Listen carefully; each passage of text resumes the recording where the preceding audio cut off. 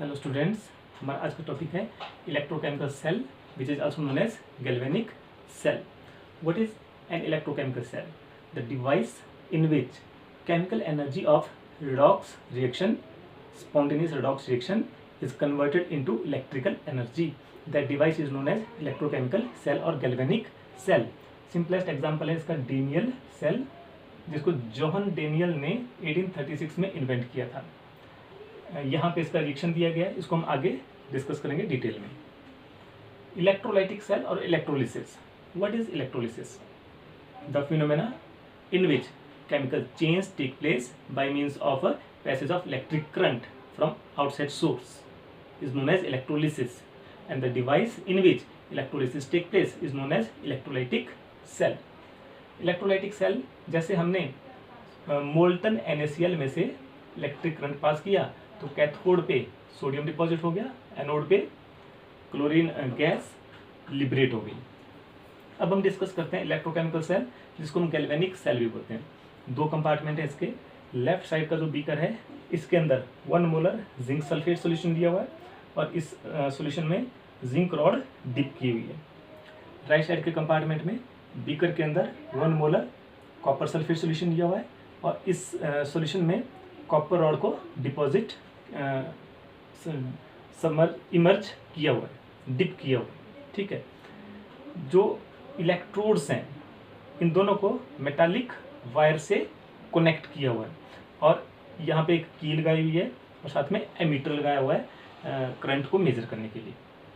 दोनों सॉल्यूशन को inverted U shaped tube से कनेक्ट किया हुआ है. इस इन्वर्टेड यू शेप्ड ट्यूब को बोलते हैं साल्ट ब्रिज. इसके अंदर सॉल्यूशन होता है या तो कंसंट्रेटेड सॉल्यूशन ऑफ KCl या KNO3 या अमोनियम नाइट्रेट, तीनों में से कोई एक कंसंट्रेटेड सॉल्यूशन. इस सॉल्यूशन को हम हॉट अगर अगर में तैयार करते हैं, कंसंट्रेटेड सॉल्यूशन, और उस हॉट अगर अगर में जो सॉल्यूशन तैयार किया इसके अंदर डाल देते हैं और दोनों ओपनिंग पे कॉटन लगा देते हैं, कॉटन से इसको प्लग कर देते हैं. जब ये अगर कोल्ड हो जाएगा, ठंडा हो जाएगा, तो ये सॉलिडिफाई हो जाएगा. फिर इसको हम इन्वर्ट करके इसके अंदर लगा देंगे, फिर ये सॉल्यूशन बाहर नहीं निकलेगा. ठीक है. अब अगर हम इसकी की को इंसर्ट कर देते हैं तो हम क्या ऑब्जर्व करते हैं? ठीक है. ऑब्जर्वेशन, हमने की को इंसर्ट किया तो हमने कौन कौन सी ऑब्जर्वेशन की यहाँ पे? पहली ऑब्जर्वेशन है zinc rod lose its weight. जो जिंक रॉड यहाँ पे दी हुई है, ये जिंक रॉड, इसका वेट लूज हो जाता है. सेकेंड ऑब्जर्वेशन है concentration of zinc 2+ ion increases in zinc sulphate. इस जिंक सल्फेट सॉल्यूशन के अंदर जिंक 2+ आयन की कंसंट्रेशन बढ़ जाती है. थर्ड ऑब्जर्वेशन है कॉपर रॉड के ऊपर कॉपर डिपॉजिट हो जाता है. और फोर्थ ऑब्जर्वेशन है इस कॉपर सल्फेट सॉल्यूशन के अंदर कॉपर 2+ आयन की कंसंट्रेशन कम हो जाएगी. और फिफ्थ ऑब्जर्वेशन है कि इलेक्ट्रॉन फ्लो करेगा जिंक इलेक्ट्रोड से और कॉपर इलेक्ट्रोड की तरफ, और करंट फ्लो करेगा कॉपर इलेक्ट्रोड से जिंक इलेक्ट्रोड की तरफ. बाय कन्वेंशन जो इलेक्ट्रॉन की डायरेक्शन होती है उसके अपोजिट हम करंट की डायरेक्शन लेते हैं. ठीक है. अब ये ऑब्जर्वेशन हम नोट करेंगे.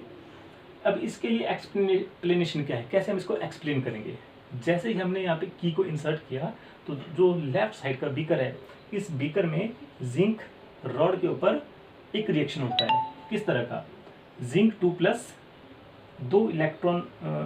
जिंक सॉलिड 2 इलेक्ट्रॉन लूज करेगा और जिंक 2+ में कन्वर्ट हो जाएगा.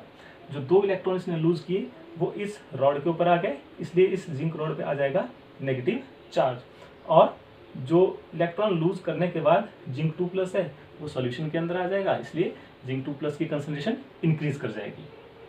इसके साथ राइट साइड वाला जो सॉल्यूशन है, इसके अंदर रिएक्शन होगा कॉपर 2+ आयन जो कॉपर सल्फेट सॉल्यूशन के अंदर है, ये कॉपर रॉड पे जाएंगे.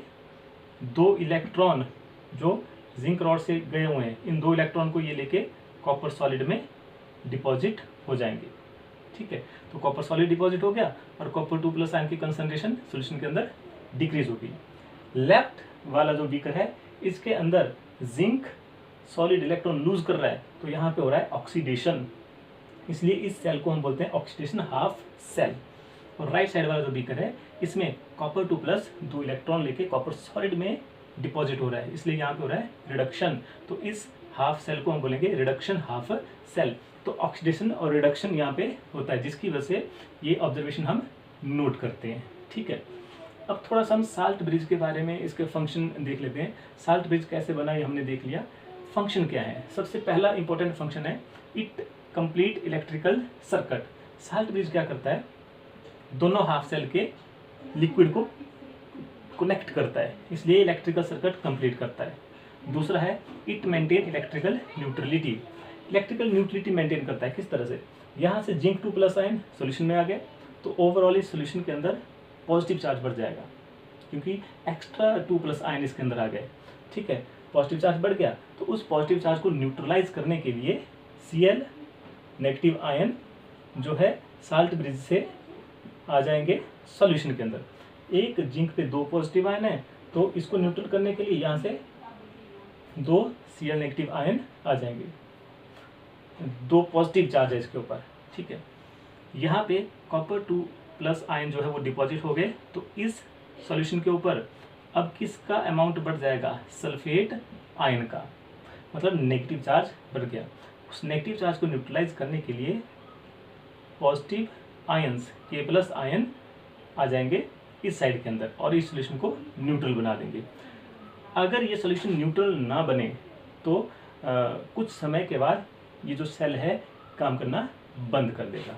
ठीक है, तो ये इसकी बहुत ही इंपॉर्टेंट फंक्शन है साल्ट ब्रिज का। नेक्स्ट छोटा सा टॉपिक है representation of an electrochemical cell. कैसे हम इसको रिप्रेजेंट कर सकते हैं। लेफ्ट साइड में ऑक्सीडेशन हो रहा है, एनोड है, राइट साइड में कैथोड है, रिडक्शन हो रहा है, बीच में साल्ट ब्रिज है। ऐसे हम इसको डिनोट करते हैं। यहाँ पे क्या हो रहा है, जिंक सॉलिड जिंक आयन में कन्वर्ट हुआ, तो हमने जिंक सॉलिड और जिंक आयन को एक लाइन से या एक सेमी कॉलन लगा के सेपरेट किया। उसके बाद बीच में आ गई साल्ट ब्रिज, 2 लाइनें, यहाँ पे सिंगल लाइन। अगर हम सॉलिड और एक्वस स्टेट जो है इनको सिंगल लाइन से सेपरेट करते हैं तो साल्ट ब्रिज को हम 2 लाइनों से डिनोट करेंगे। अगर हम इनको सेमी कॉलन से सेपरेट करते हैं तो साल्ट ब्रिज को हम सिंगल लाइन से डिनोट करेंगे। राइट साइड में मतलब रिडक्शन हाफ सेल में कॉपर 2+ आयन जो 1 मोलर थे वो कॉपर सॉलिड में कन्वर्ट हो गए, इसलिए इनको हमने सिंगल लाइन या सेमी कॉलन से सेपरेट किया। तो इन 2 तरीकों से हम किसी भी इलेक्ट्रोकेमिकल सेल को डिनोट कर सकते हैं। इसमें 2-3 चीज़ें बहुत ध्यान में रखनी है आपने। लेफ्ट साइड में जो होगा वहाँ पे हमेशा ऑक्सीडेशन होगा और इसमें जो इलेक्ट्रोड होगा इसको हम बोलेंगे एनोड, मतलब एनोड पे हमेशा ऑक्सीडेशन होगा और एनोड पे हमेशा नेगेटिव चार्ज होगा इलेक्ट्रोकेमिकल सेल के केस में। राइट साइड में जो इलेक्ट्रोड है इसको हम बोलते हैं कैथोड और इसके ऊपर होता है पॉजिटिव चार्ज और कैथोड पे हमेशा क्या होता है, रिडक्शन होता है। ठीक है, बहुत ही इंपॉर्टेंट और बहुत ही ईजी टॉपिक है, अच्छे से देख के इसको समझना है। ठीक है, थैंक यू।